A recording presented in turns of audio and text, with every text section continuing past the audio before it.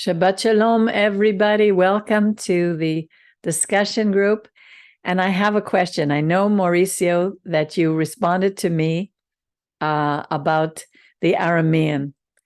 And when I was looking at hang on a second, let me read it here. Hang on. The Torah reading here. Here. Let me just share the screen for 1 minute so we can look at this. How do I share the screen now? Ugh. Sorry. Share screen. Parashat Tavo. No, this is not it. Sorry, here. Resume share. No, go away. What do you see on the screen now? Can you see the new share? Here. Okay. It says, and you shall speak and say before your God, a wandering Aramean was my father, and he went down to Egypt and lived there, few in number, and he became a nation great, mighty, and populous. It looks like the wandering Aramean was Jacob. But I know you said, and I'm pretty sure, if I remember, I don't know where to find it, I'm pretty sure Rabbi Percy probably would have said Lavan as well. You said Lavan, but I can't understand how it looks so straightforward. So if you could explain, please. Okay, first, Jacob was not an Aramean, right? He was an Ivrit, okay? Oh, that's true. He was not an Aramean. So yeah. So why does it say he went down to Egypt? And also, the Aramean is not Sorry, coming did you say Jacob was not an Aramean? He was what? He was Ivrit. He was Hebrew. Yeah, Hebrew. Yeah. Okay. Okay. Okay. But also people could mix. Okay, that in Genesis chapter 10, I think it says the name of Aram. But also this Aram was not part of the patriarchs. Aram at that moment was Syria, okay? And Laban was moved to this place. And obviously he speak Aramean also.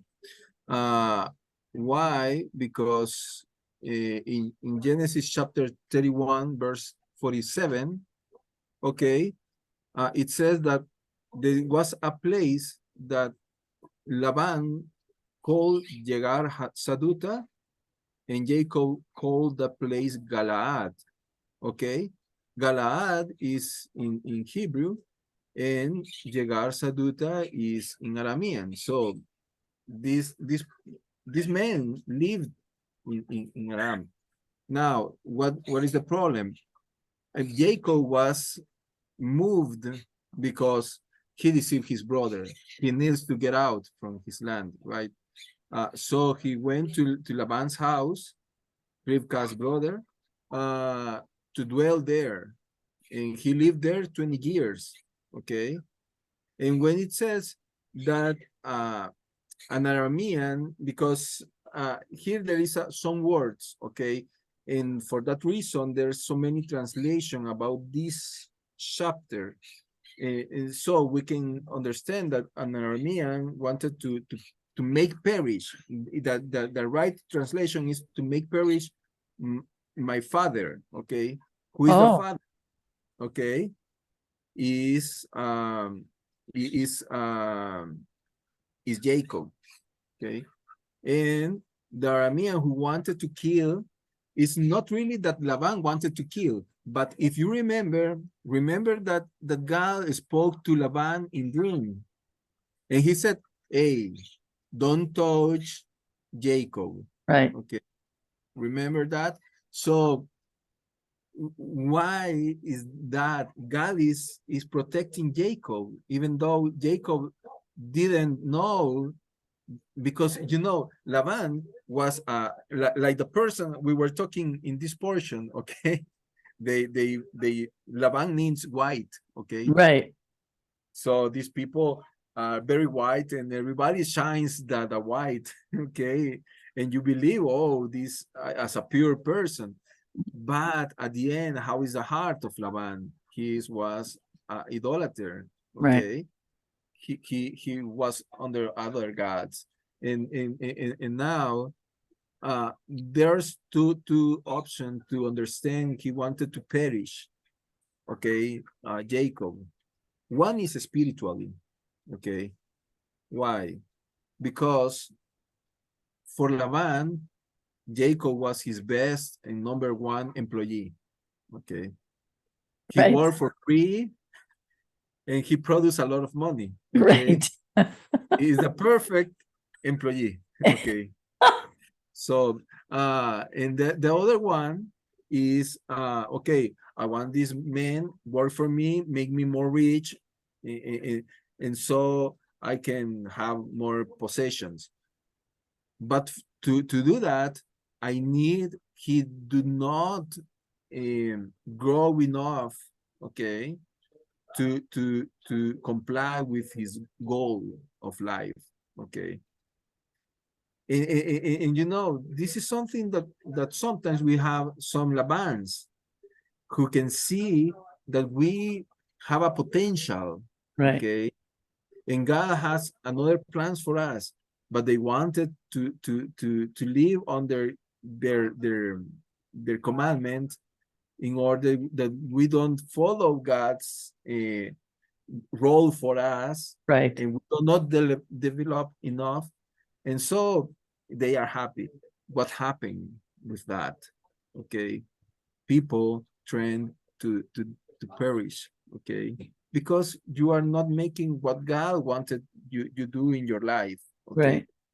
So spiritually also, this man was under idols. And I know if you remember that when Jacob went out from Israel land, okay, there, it says that at that place the Malachim leave him, okay, and when he returned back, also again the Malachim receive him, okay. Right. So that you could understand that there is a protection, especially in the land of Israel for Jacob, okay? Right. If he's not in the land of Israel, so he's not under his protection. Right. He's by his own, okay? So is the very same idea of blessing. But we can't say out of all the Israelites or the people who are from Abraham, Isaac, and Jacob today living outside the land, right? No. I what I'm saying is Him, there is about just Jacob, okay? Right. Because obviously he had to live in the land of Israel, okay, not in Laban's house. He went to Laban's house because his own mistakes. Okay? Right. Okay. So and obviously when he wanted to make perish because that his wife, at least we know Rachel had idols, okay? Right. Yes. And the rest probably they have also this culture inside of their heart. Yes. Okay, it's a mixture of cultures. Right. So it's very easy. And if, for example, we can read like Moshe. Okay, Moshe, the great prophet. Okay, what happened to him in 40 years in Midian? Okay, he do not realize he was an Hebrew person, because we can see that Gerson and the other son were not circumcised, for example. Right. So he adopted another culture. Right. So yeah, so if Moshe and Jacob, what can happen to all of us? Okay, Exactly. so it's very easy to identify with another. That means the assimilation. And today is a very dangerous problem to Judaism. Yes. Okay. And to the ones who fear God. For example, I have been fighting with my kids about the genders. Okay. Right. Today we realize that one day Santi was talking about that the girls today wanted to kiss in the mouth, and they are not really lesbians, but they just kiss to say hello Wow. and say what? Okay, he was looking at that like a normal thing, and we had to say, oh, that is not normal. And Okay. depending on your culture, because to tell you the truth, my aunt, she picked up, Russian, Traditions. in Russian tradition, they would kiss 3 times and then on the lips. Oh, The same as in the 1960s. Your friend you kissed on the lips In the 60s? in the hippie time. In the hippy dippy times, yeah. But I'm talking about customs that had nothing to do with homosexuality. Right. No, but this had nothing to do with homosexuality. You just greeted your friend. I mean, with not a passion, not a sexual kiss. Yeah, just but a quick kiss on the kiss. lips. Yeah. yeah. So, it's very easy to adopt some things that are outside of our customs, Right. and look at them and say, oh, that's okay, that's right. Okay. So in by the assimilation, he wanted to make perish Jacob.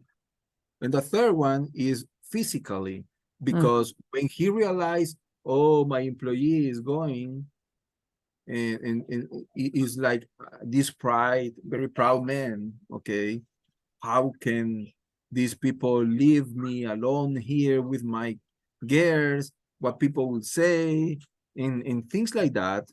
So he wanted to go and destroy, obviously, Jacob, and return to his home the girls, okay, and the kids.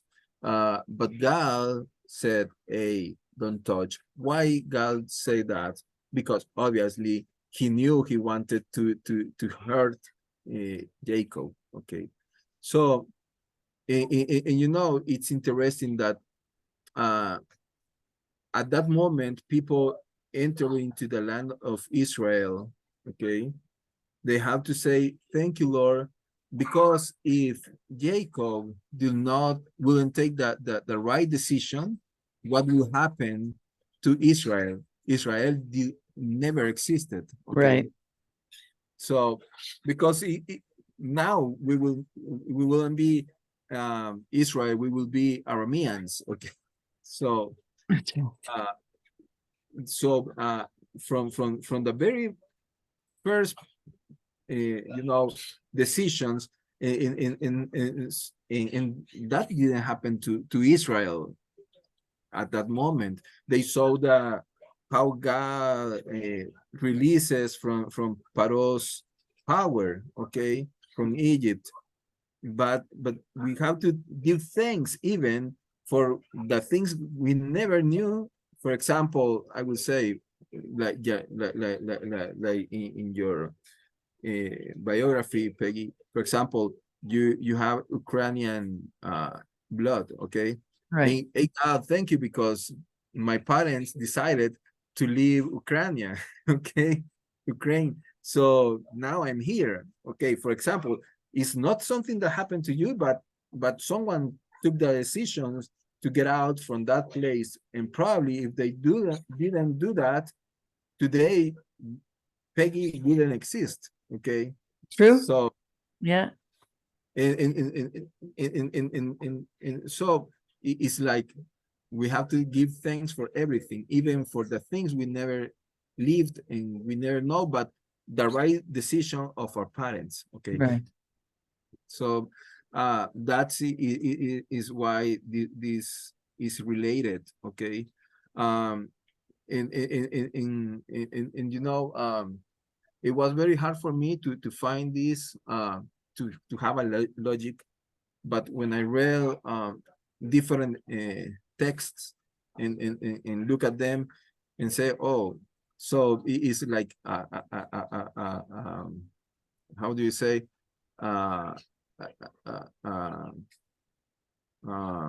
words, like how do you say that in English? Juego de palabras en español. Like a play on words, or yeah, like a play on words. Okay. Yeah. For example, I can say in Spanish, we say, I don't know, ve al banco, go to the bank. So that could be a seat, or that could be a really bank. Okay? Oh, like a bench. Yeah. bench. Okay. Yeah. So that is different ways to understand one expression. Right. So that is what happened. Because I was wondering what that whole thing, you really have to stand back and take a look at it from like what does that have to do with the fruits? What's that doing in there? I didn't understand. So, but now you're saying you have to go back to where they come from, and then coming to the land. And then when you're in the land, you're so grateful you give the first fruit. Is that the idea? Yes, because you could not have the first fruits if Jacob wouldn't take the right decision at that moment. Right. Yeah, if my grandparents had taken another decision and gone to Israel, I would have been there, but I wouldn't have known, because as you said, they came here and my parents would never have met. That's very interesting. Let me see, what else did you talk about? Oh, this is the Spanish. Did I make any other notes? There are many things in this portion, many themes that you talked about.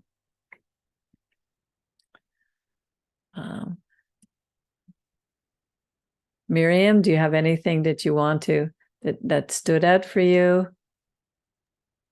I didn't write it down. I'm so tired. I'll try to remember it. I'm just no, I can't right now think of it. Okay. But it was a very very interesting message. I can't find where I put my notes. I'm sorry. Here it is. Okay. Yeah,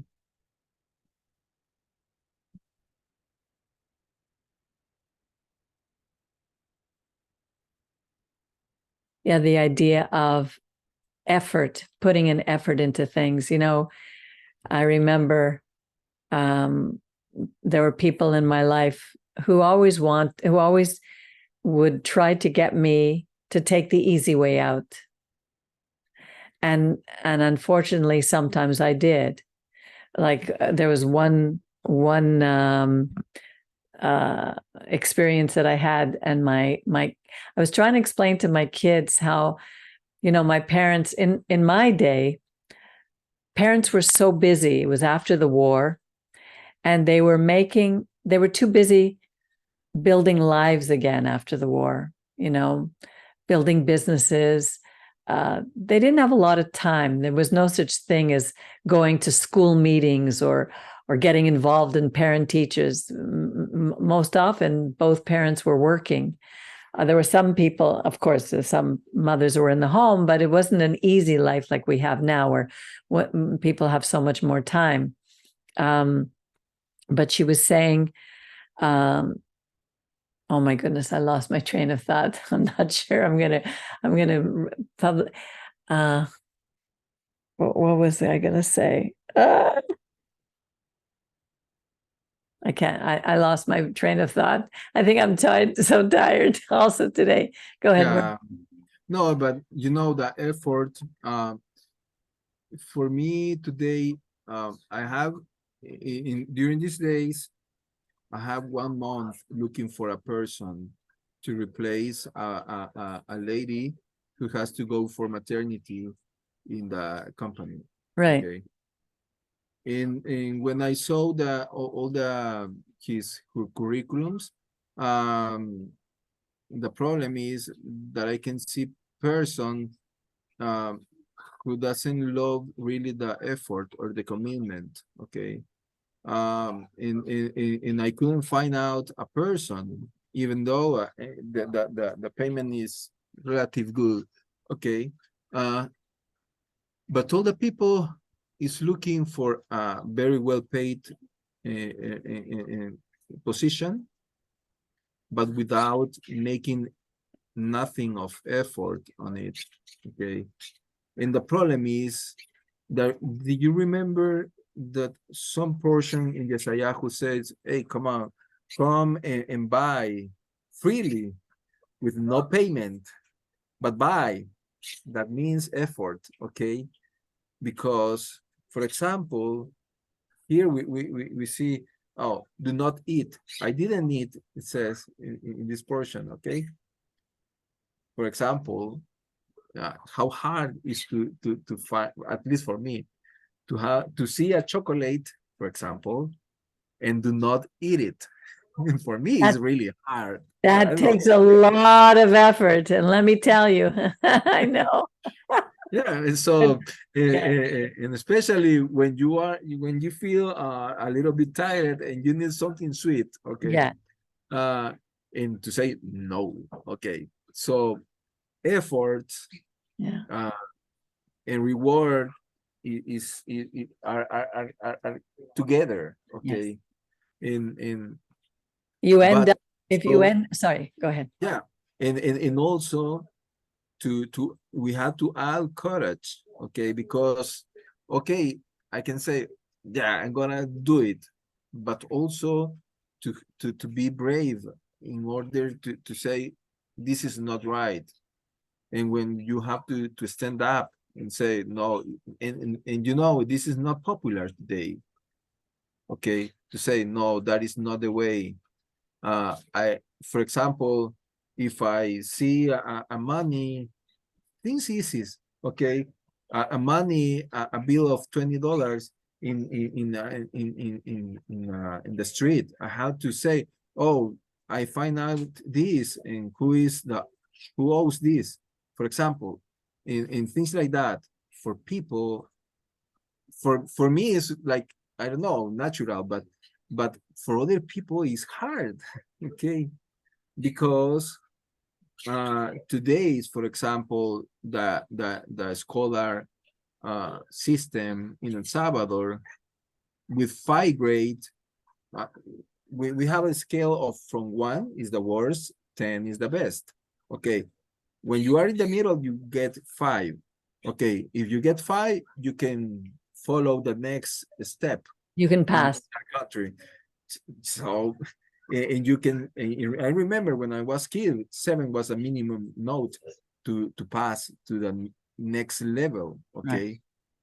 So it's like, to be, if you are middle, that's okay, you can follow. Okay.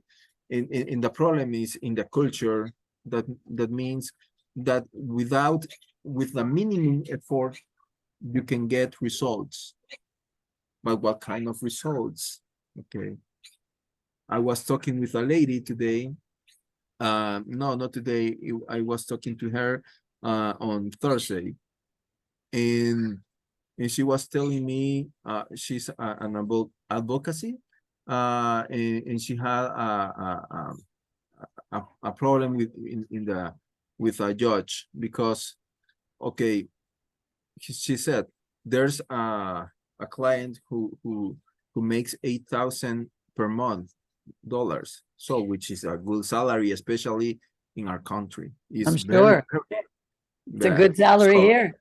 Yeah. yeah. So and she said, but after, and this is very sad, she said, okay, after all the discounts he owes, he only receives 300 per month.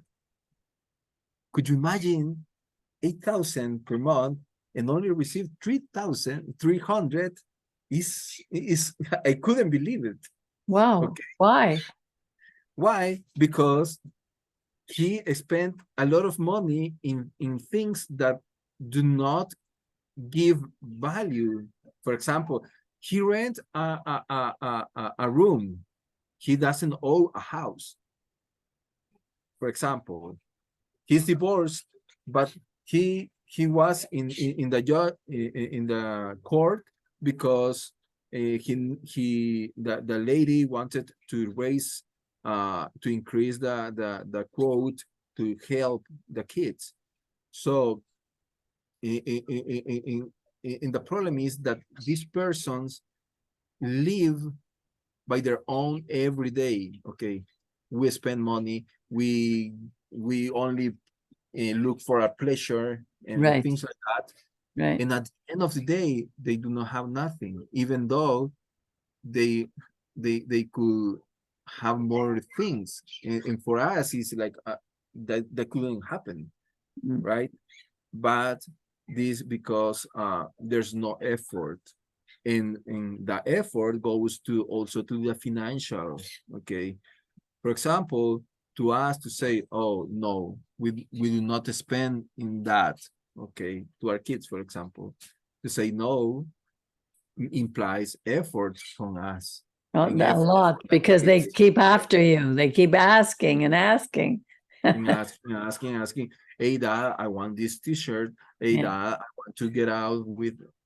Okay, so and we need to stand up and say no, and to say no makes effort. Yes. So in this portion, if we read carefully, it says you will do all these things and God will provide. Okay, but without the personal effort, okay, how can God bless you? Mm. Okay, so it's not like the lottery. Yeah. Even though to find a lottery, to get the price of the lottery, you have to go and buy the ticket. So It's true, but because even, this week, for the last 2 weeks, I haven't done the Wednesday night group.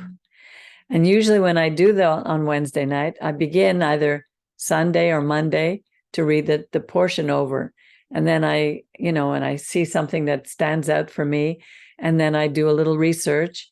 And then when Wednesday night comes, I have more confidence in holding because when you are going to lead a class, you have to put some effort into it. But this week I was so busy between Mildred and Brian, and also knowing that I didn't have a class on Wednesday night, I did not put that effort in. And I totally gave the wrong information when it come to Aramean. Because I said, oh, maybe it's Abraham, maybe it's Jacob, I don't remember. And I said, maybe somebody can, come back and tell me. And then when I heard that from you, to tell you the truth, I felt very bad. Because if I'm putting myself in a position of leading a class, it's not even a class really, because basically what I'm saying, we're reading together. But if you don't put effort, you don't get the results in anything. But I see that of this generation, because in my generation, we learned to put effort in. We had to. I mean, even dialing the phone took effort. It was a rotary phone. If you wanted to make a phone call outside your home, you have to go to you have to find a you booth. have to go in the computer to get all the supermarket in your house. You have to go and buy it. You have to go and buy. You have to go through the Encyclopedia Britannica to do research. You couldn't just Google anything.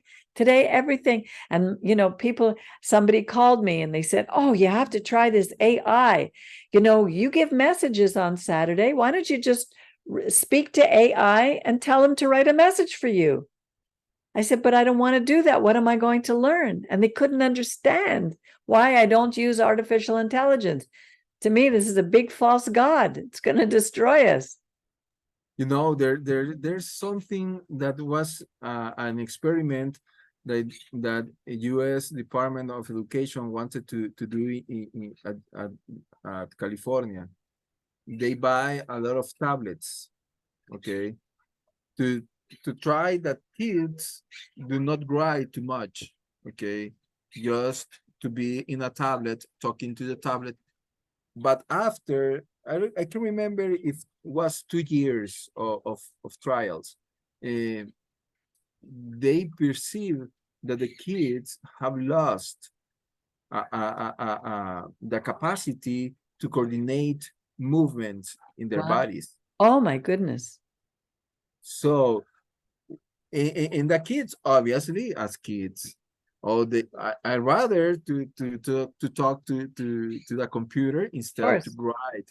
But when you are writing, you are working different parts of your brain. You are looking, you are working with your mental capacity to retain information, Right. to a memory in short period, and Right. then to write and have this coordination or movements in your body. Then the technology was not adding value, was taking the value of this to write in obviously what you're saying is true. Okay, people rather, for example, today people do not want to go and light up the lights in the house or and turn off the lights, because now everything is in the phone, so you can just push a button and everything is there. Yeah. So we are dependent, okay, on what, how can we survive, for example, if there's no electricity, for example. Exactly. I remember in school we used to have a quill and like an ink, and we would have to sit and practice our letters. And I had a beautiful handwriting. Now I write like a doctor. I can't even read sometimes what I wrote. It's horrible, my handwriting.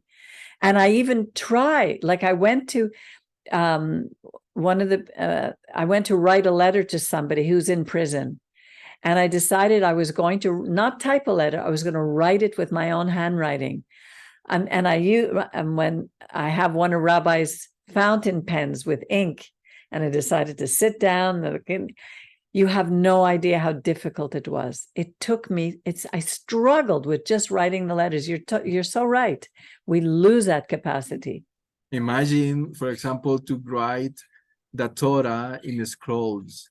They are grow out with a handwriting, okay? Yeah. And the problem is when something, the ink just spoil out a little bit, oh, this scroll is not work, is not good. Oh. Yeah, that's why it costs so much money to have a scroll. Yeah. And when I go to some of these synagogues where they have 5, 6, 7 scrolls, 8 scrolls, 10 scrolls, that's a wealthy synagogue. For us, we have one in the back here, and it was a miracle that we have it. Yeah. Well, that was really good. Thank you, Mauricio. Do you have anything else you want to add before we say Shabbat Shalom to everybody? Shabbat Shalom. Shabbat Shalom, Isabel. Thank Shabbat you. Shalom, everybody. Shabbat shalom. Yes. Shabbat shalom. Thank you, Mauricio. Thank you, Mauricio. Shavuato. Shabbat Shalom. And when I send out, be sure to read the message again so that you can get more out of it. Don't just don't go the easy way. Put a little effort in and read it again. Forward it to people that you know, so that this teaching can go out to others, because we really need these days to hear what's in the Torah. There's no other solution to the world problems in the world. So again, Shabbat Shalom, and have a wonderful, wonderful week. And we'll see you next. Shabbat Shalom, bye. Shalom. Bye. Shabbat Shalom. Shavuato.